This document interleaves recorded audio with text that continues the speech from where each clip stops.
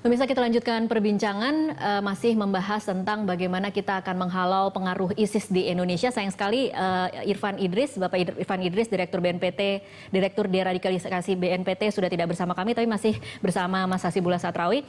Mas Hasibullah, kalau kita bicara tentang orang-orang yang sudah keluar, ada 16 WNI yang saat ini ditangkap di Turki dan kemudian wacananya akan dideportasi, akan dikembalikan ke Indonesia.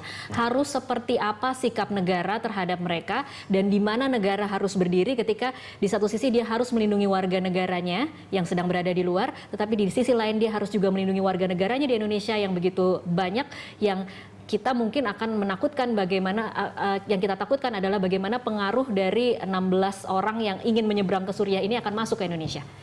Ya, yang pertama tentu saja yang harus diantisipasi secara sangat serius adalah mereka-mereka yang sudah menyeberang ini. Mereka-mereka yang sudah bergabung, itu segenap aparat kita, keamanan kita harus bisa memantau, intelijen kita juga harus bisa memonitor kalau mereka mau kembali ke Indonesia. Karena Indonesia tetap dianggap sebagai wilayah yang sangat potensial untuk bisa merekrut anggota-anggota baru, karena itu Indonesia merupakan negara berpenduduk Islam terbesar di dunia dan lain sebagainya. Harus seperti apa sikap negara? Apakah ada kemudian yang mengatakan harus kita tolak saja atau kita cabut kewarganegaraannya, tidak diperbolehkan masuk ke Indonesia, atau seperti apa? Ya, kalau bagi mereka yang sudah bergabung ke Timur Tengah, yang sudah bergabung ya ke wilayah Turki dan Syria. Kalau yang 16 WNI ini kan statusnya ingin menyeberang. Kalau baru menyeberang, menurut saya bisa dalam pemantauan ketat oleh aparat kita, dalam pengertian apa motifnya ke sana dan lain sebagainya. Ini bisa dilakukan dalam pengertian karena mereka sangat mungkin kalau memang betul mereka hendak bergabung dengan ISIS, mereka bisa menjadi penyebar ataupun menyampaikan kampanye-kampanye kepada kelompok-kelompok lain untuk bisa bergabung. Karena memang sejauh ini kita nggak punya undang-undang yang kemudian membuat mereka harus bisa ditangkap selagi mereka belum melakukan tindak pidana. Katakan kita mau menerapkan undang-undang kewarganegaraan. Ini benar nggak secara hukum? Katakan mereka yang sudah ke ISIS sekalipun, benar nggak? Bukankah di dalam undang-undang itu jelas yang disebut melanggar kewarganegaraan itu mereka yang sudah pindah negara ke negara lain. Nah, artinya konotasi terma negara lain di situ sudah definitif, ada pengakuan secara hukum internasional bahwa negara itu memang sebuah negara. Katakan kita pindah ke Malaysia semuanya, itu kan jelas semua orang mengakui Malaysia adalah sebuah negara. Jadi, kalau baru ingin pindah, kalau ISIS ini kan baru klaim, baru sepihak, dia memang mendeklarasikan diri sebagai negara. Pertanyaan kemudian, apakah benar secara norma hukum ini sebuah negara? Apakah ada negara yang mengakui ISIS? Nah, ini kan berarti persoalan juga gitu. Persoalan Anda masih percaya bahwa 16 WNI ini masih bisa dilakukan pembinaan?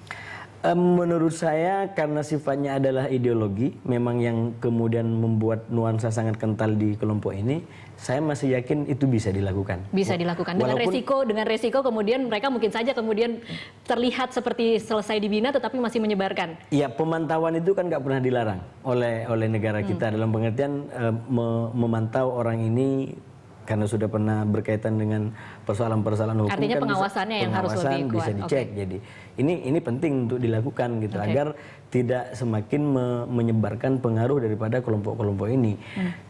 Kecuali kalau sudah ada peraturannya bahwa orang-orang yang melakukan kampanye anti NKRI itu masuk dalam tindak pidana, nah kita bisa melakukan ini.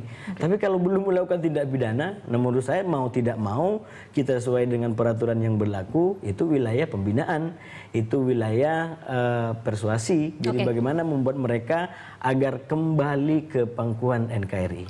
Terakhir sebagai closing statement, seberapa harus khawatirkah masyarakat luas terhadap pengaruh ISIS saat ini?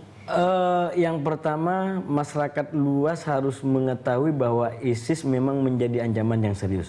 Tapi jangan kemudian timbul kepanikan, terutama oleh pemerintah, aparat sendiri, kebijakan-kebijakan yang justru membuat masyarakat luas panik. Penting kita melindungi diri sendiri dan keluarga agar tidak ada yang kemudian ikut-ikutan kelompok seperti ini. Karena jadi kalau ini sudah tercapai itu sebuah kemenangan tersendiri karena tidak membuat angka 500 ini kemudian bertambah gitu. Nah, di situ sekali lagi menurut saya kita butuh sebuah kebijakan dan penanganan yang betul-betul proporsional sesuai dengan diagnosa dari penyakit yang dialami oleh kelompok-kelompok anti NKRI ini. Mari kita tegakkan, mari kita antisipasi kelompok-kelompok anti NKRI ini, tapi bukan justru dengan membesarkan mereka. Kita betul-betul fokus pada titik persoalannya, ISIS itu seperti apa, besarnya seperti apa, kemudian masalahnya di mana, apa yang perlu kita perkuat. Maka yang kita perkuat adalah tentang visi kebangsaan kita, tentang konsep NKRI yang itu sudah dilahirkan oleh para ulama sebagaimana saya katakan di awal, dan ISIS dan kelompok-kelompok anti NKRI secara sengaja mengesankan bahwa NKRI ini bukan sebuah konsep yang dilahirkan oleh para ahli agama. Seakan-akan NKRI ini lahir dari konsep yang tidak jelas, yang tidak mempunyai basis agama. Padahal dalam sejarah kita clear, kita tahu NKRI justru diasuh, dibidani oleh para kiai yang kealimannya dan ilmu keagamanya sama sekali tidak dilakukan. Baik. Jadi tetap dengan NKRI tidak perlu pindah ke lain hati. Tidak perlu. Kita tunggu bagaimana nanti reaksi pemerintah untuk melindungi warga negara dari pengaruh baik ISIS maupun pengaruh anti NKRI lainnya. Terima kasih Mas Hasibullah untuk waktunya di Prime Time. Dan pemirsa tetaplah bersama kami, sesaat lagi Anda dapat menyimak Prime Time Connect bersama rekan Dora Edward. Dora, apa saja yang akan menjadi sajian Prime Time Connect kali ini? Ya, Tasya dan pemirsa, Prime Time Connect akan mengulas terkait wafatnya tokoh pendiri dan Perdana Menteri Singapura pertama dini hari tadi yang menjadi trending topik di Twitter semalam. Dan begitu, Tasya. Baik, terima kasih, kita tunggu sesaat lagi.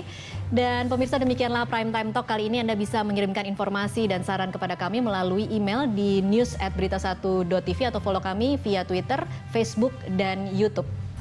Anda juga dapat berpartisipasi dalam Citizen Reporting dengan mengirimkan peristiwa di sekitar Anda dalam format video atau foto ke email news@berita1.tv dan Twitter @berita1tv. Atas nama seluruh kerabat kerja yang bertugas, saya Tasya Lutmila mengucapkan terima kasih atas perhatian Anda. Sampai jumpa.